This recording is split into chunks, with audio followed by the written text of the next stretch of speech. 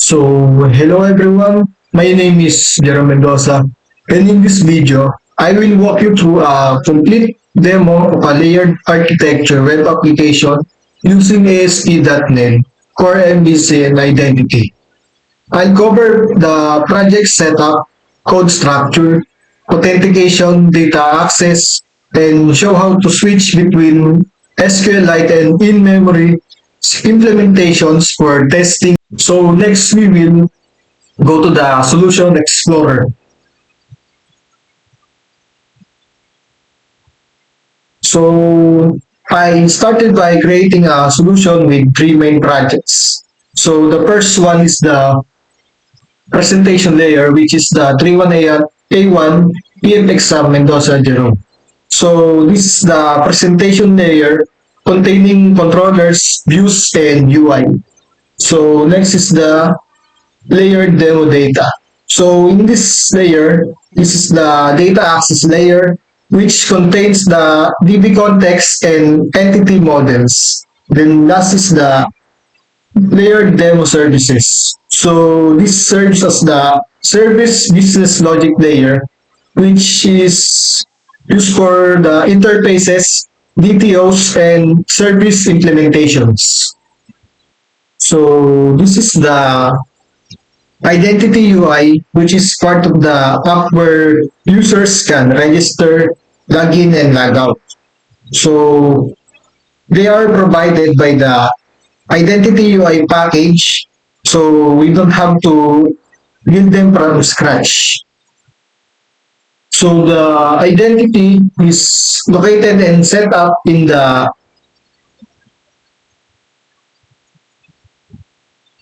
program.cs file. And it uses our application DB context to store user information in the database. So when we register or log in, the app checks our credentials against the database tables created by the migrations. So now we will go to the Nugget packages I have installed. So first is the Entity Framework Core. So this Entity Framework Core, this integrates ASP.NET Core Identity for authentication with Entity Framework Core, so user data is stored in the database. So next is the identity.ui. So this provides ready-made resort pages for login, registration, and other identity features, saving us a lot of time. So next again is the Microsoft Entity Framework Core. So this is the core library for the Entity Framework Core, which lets us interact with databases using C# objects instead of raw SQL. So next again is the Entity Framework Core design. So this is needed for design time features like migrations, which helps us update the database schema as our models change. So next again is the framework core SQLite.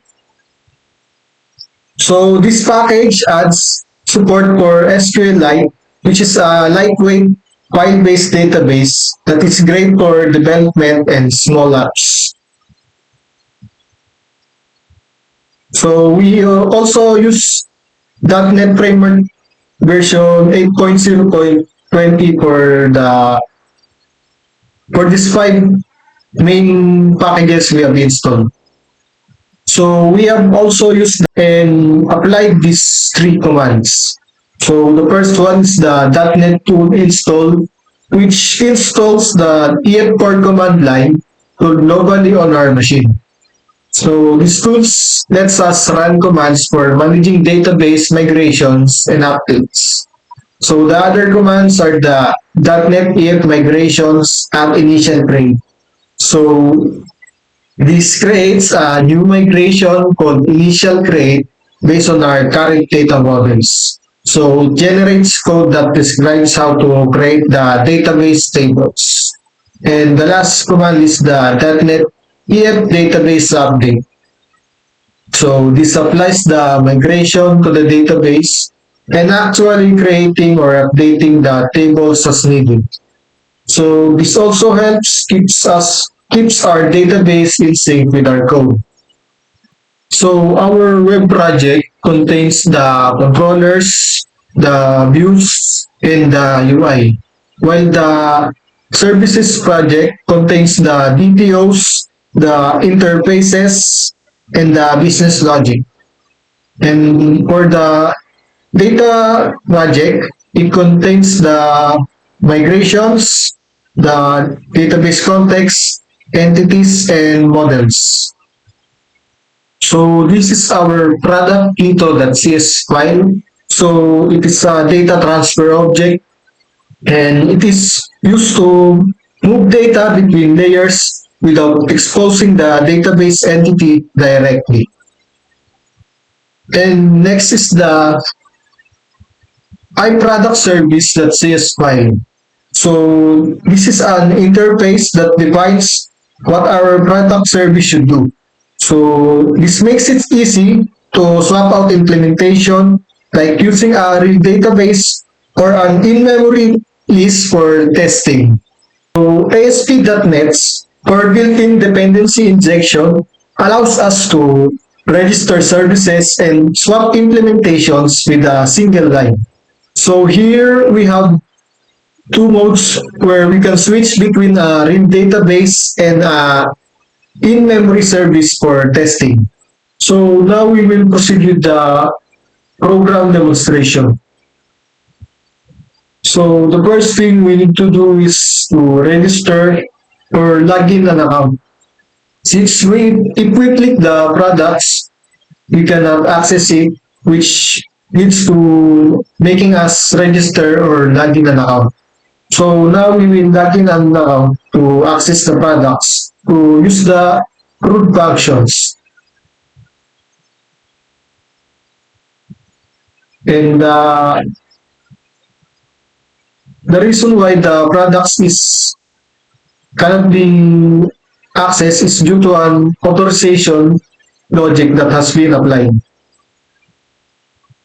So now we will create a new product.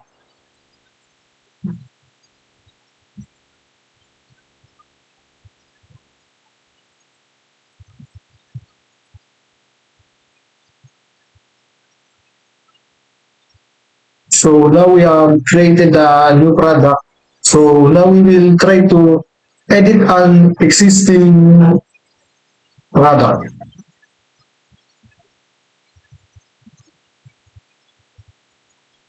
So we can see that the price has been updated. And now we will also try to delete an existing product. So here it requires our confirmation if we wanted to delete it.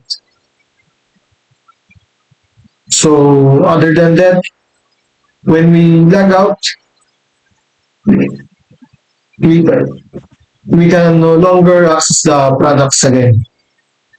So with the logic that we have applied, which is unauthorized in the controller, it restricts someone or the user from using the products to create, update, or delete.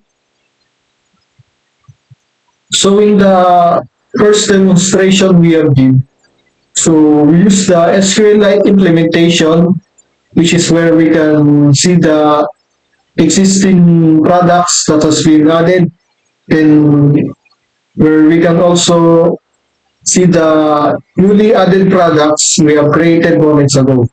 And it is stored in a SQLite file and the other one is the in-memory implementation where the data we stored are not saved, which means that the data is only stored in RAM. It's fast and great for testing, but all data is lost when you stop the app. So now we will uncomment the in-memory code for to test if the in-memory implementation is working. And we will comment the SQLite implementation for us to use the in-memory testing.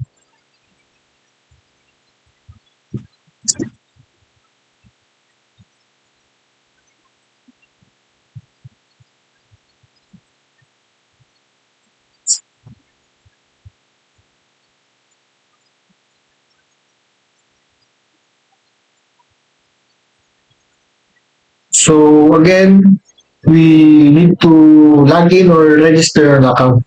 So this time we will create a new account instead of using an existing account.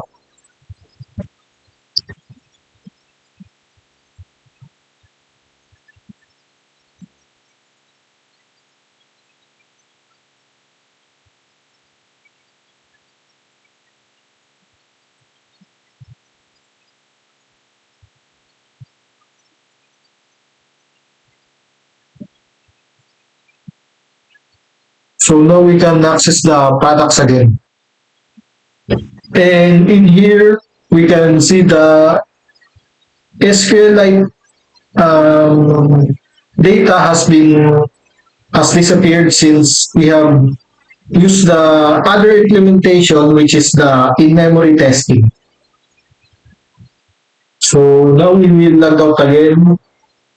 And even if we add a new product, the product added right now is will not be saved when we restart or open the app again, since we only use the in-memory implementation. Now we will go to the migrations folder. So in this folder, it contains the migration files and tracks changes to our data model and helps us to update the database schema. For its benefits, first for the testability, we can easily swap out parts for testing. Then for maintainability, each layer has a clear job. Then for separation of concerns, UI, business logic, and data access are kept separated. Then last, for scalability, it is easy to add new features or change technologies later. And that is the end of the demo and tutorial. So I've shown how to build an layered ASP.NET or MVC app with identity, EF core, and both SQLite and in-memory data storage. I hope this helps you understand the benefits of clean architecture and modern .NET development.